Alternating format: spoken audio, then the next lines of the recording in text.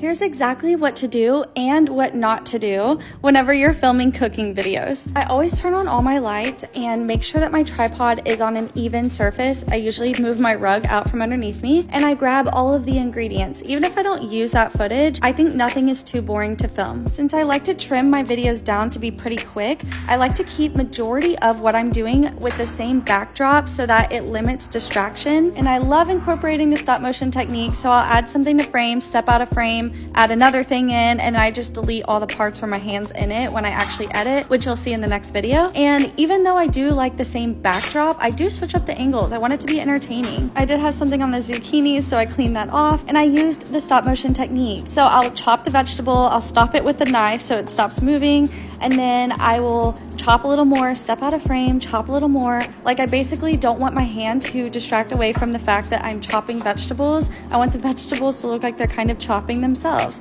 So I repeat that action for all of these little chops just so that it doesn't distract away from what I'm doing. I just want it to be really entertaining to watch. I mean, it's food. My face isn't in it. I got to do some creative things to make it a little bit more interesting. And then I decided to go to the pantry because I wanted to get a video of me grabbing my acrylic organizer because I am going to incorporate that in a different video, so work smarter, not harder. I did make sure my body wasn't covering the first camera so that you guys could see what I'm doing. So I did get the shot where I was cutting the parchment paper for the tilapia. And this is where I made a really big mistake. So I typically take my liner and I put it in the air fryer and add stuff to it. Here, I wanted it with that same backdrop and didn't realize how flimsy it would be. Everything fell.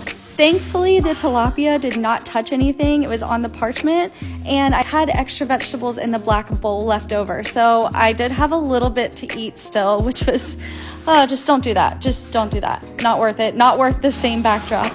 And then once everything was cooked, I moved back to that same backdrop, started plating the food, and I did flip my phone upside down, which I knew I touched my camera, so I cleaned it with my microfiber cloth, super important, and I started to plate the ingredients. I did a few takes, and then I did want to have the little turntable thing that y'all saw at the very beginning of this video, where the plate is kind of turning on its own. So what I did once everything was plated was I turned it a little, stepped out of frame, turned it a little more, and in the next video, I will actually show you how this looks once it's edited.